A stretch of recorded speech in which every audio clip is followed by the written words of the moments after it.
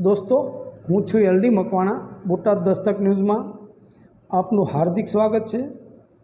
दोस्तों आप જોઈ રહ્યા છો તે दृश्य साळंगपुर हनुमानजी मंदिरનું છે અને ત્યાંની જે રિક્ષાઓ બોટાદ બરવાળા અને બોટાદ સાળંગપુર બરવાળા સાળંગપુર જે રિક્ષાઓ ચાલે છે અને જે રિક્ષાના ડ્રાઈવરો પોતાને મહેનત મજૂરી કરી અને રોજીરોટી કમાય છે તે લોકો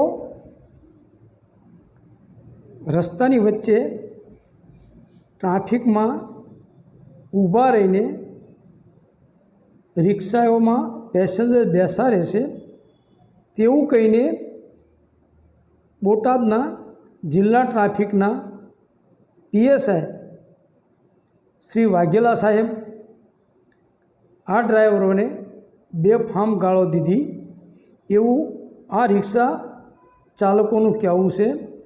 અને આ રિક્ષા ચાલકો જે પોતાનું પેટીઓ રળી ખાય છે, જે રિક્ષા લોનથી લઈ અને હપ્તા ભરી અને પોતાના બાળ બચ્ચાનું ગુજરાન ચલાવે છે, તેઓ શનિ રવિ જે ટ્રાફિક થતું હોય છે સાળંગપુર મંદિરના કારણે, અને સાળંગપુર મંદિરના કારણે જે ટ્રાફિક થતું હોય જેના કારણે ટ્રાફિક તો હોય જ છે, એ ટ્રાફિકના કારણે રિક્ષાઓ પણ ટ્રાફિકમાં આવી જતી હોય છે।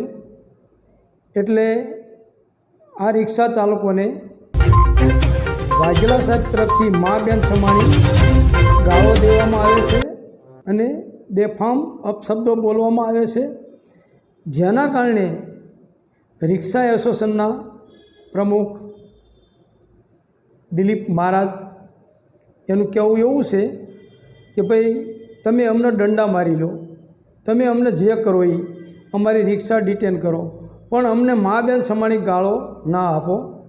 અને આ તમે જુઓ આ રિક્ષાની હડતાલથી અત્યારે હાલમાં જે બોટાદથી સાળંગપુર સિટી બસ ચાલી રહી છે એની પરિસ્થિતિ શું છે તમે જુઓ, કારણ કે આનો જલ્દી સુખદ અંત લાવવો જોઈએ। અને હું એવું નથી કહેતો કે ભાઈ વાઘેલા સાહેબ માફી માગે, પણ વાઘેલા સાહેબ કહેવું જોઈએ કે ભાઈ હવે પછી આવા પ્રશ્નો નહીં ઊભા થાય એવું વાઘેલા સાહેબે કહેવું જોઈએ કે હવે કોઈને ગાળો પોલીસ તરફથી દેવામાં નહીં આવે એવું ખરેખર પોલીસ ડિપાર્ટમેન્ટ તરફથી કહેવું જોઈએ અને આનો સુખદ અંત લાવવો જોઈએ। કારણ કે નાના નાના બાળકો લઈને બહેનો જે હેરાન પરેશાન થાય છે એ ખરેખર દયની બાબત જેવું છે। ખરેખર આપ જોઈ રહ્યા છો તે દુઃખદ બાબત છે। માટે બોટાદ એસપી સાહેબ, Botad city PI, city DYSP આ તમામ લોકોએ આ રિક્ષા એસોસિએશનનું સુખદ સમાધાન કરાવવું જોઈએ। કારણ કે લોકો જે પરેશાન થઈ રહ્યા છે, જે બસમાં સિટી બસમાં જે ચડવામાં મહામારી થાય છે, તમે જોઈ શકો છો કે પરિસ્થિતિ કેટલી બધી ખરાબ છે।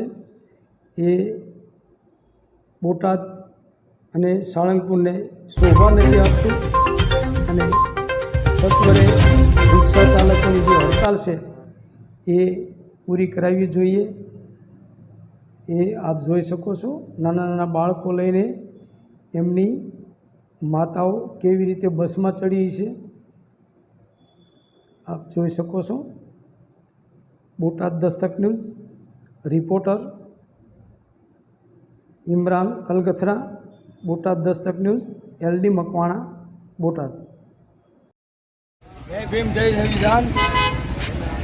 સાથીઓ જણાવવાનું કે રિક્ષા એસોસિએશન અને રાષ્ટ્રીય દલિત અધિકાર મંચ બોટાદ શહેર પ્રમુખ દિલીપભાઈ ચૌહાણ, રિક્ષા એસોસિએશન પ્રમુખ, હવે મેટર એવી બની છે કે રિક્ષાવાળા ભાઈઓનો મારી ઉપર ફોન આવ્યો છે કે વાઘેલા સાહેબ અને રઘુભાઈ બે રિક્ષાવાળાને મન ફાવે એવી ગાળું દીધી છે, બરોબર, અને બેન દીકરી ઉપર ભાષા છે. એટલે અમારું કહેવાનું એવું છે કે અમે રિક્ષાવાળા કોઈ દેશના નાગરિક નથી. અમે દેશમાં આતંકવાદી જોઈ, અમારી કોઈ ઇજ્જત નથી, અમારી બેન દીકરીઓની કોઈ ઇજ્જત નથી. એટલે અમારું કહેવાનો એટલો જ મિનિંગ છે કે જ્યાં લગીન વાઘેલા સાહેબ ઉપર અને રઘુભાઈ ઉપર જ્યાં લગીન એક્શન લેવામાં નહીં આવે ત્યાં લગી કાલ એસપી સાહેબ કાલ રવિવાર છે અથવા ન દેવામાં આવે અથવા સોમવાર કે મંગળવાર કે બુધવારે પણ અમે રિક્ષા બંધનું એલાન કરવામાં આવે છે કે જ્યાં લગીન રઘુભાઈ ઉપર ને વાઘેલા સાહેબ ઉપર એક્શન લેવામાં નહીં આવે ત્યાં લગીન અમારે રિક્ષા હાંકવાની થતી નથી. કેમ કે અમારી બેન દીકરીઓ ક્યાંય ગીરવે મેકવા જવાની થતી નથી. અમારે પણ માન સન્માન ઇજ્જતની જિંદગી અમે જીવી અને જ્યારે પણ હોય ત્યારે મન ફાવે એ પોલીસવાળા ગાવી લઈ દેતા હોય છે રિક્ષાવાળાને. તો કહેવાનો મતલબ એમ કે બે ફાર્મ દારૂના અડ્ડા હાલે છે, વલ્લી મટકા હાલે છે, બે ફાર્મ નંબર વગર નંબર ચાલે. તો ભાઈ તો હું એ લોકો હપ્તા આપે છે, એ લોકો હું 4.5 લાખ રૂપિયાનું ઉઘરાનું આપે છે તો તમે વાત કરો. તો ભાઈ અમે રિક્ષાવાળા પણ તમને દેવા તૈયાર જોઈએ, બરોબર? તમારે કેટલા રૂપિયા જોઈએ પણ અમારી બેન દીકરીઓની ઇજ્જત ઉપર તમે ન જાઓ. તમે 5 લાખ માંગવા તૈયાર હોય ને તો અમે 5 લાખ રૂપિયા દેવા તૈયાર જોઈએ, ભલે અમારા ઘર બહાર વેચી નાખીએ, બરોબર? પણ અમારી બેન દીકરીઓ અમારે નેવે મેકવા નથી જવાની થતી. જેથી કરીને અમને જો દેશના નાગરિક સમજતા હોય તમે તો અમારી રિક્વેસ્ટ તમે સાંભળો અને વાઘેલા સાહેબ અને રઘુભાઈ ઉપર એક્શન લેવામાં આવે.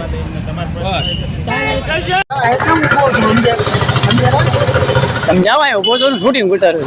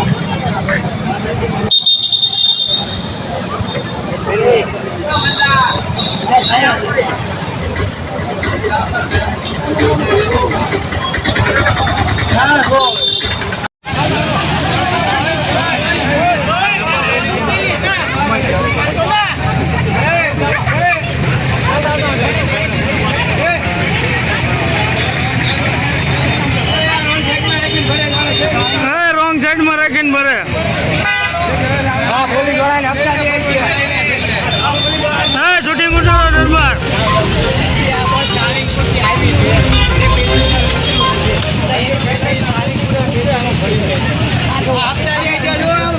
આમાં કઈ રીતે હોય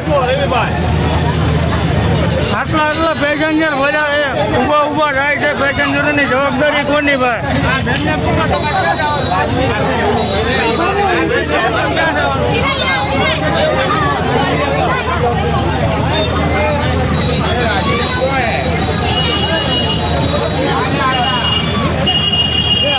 હાલે છે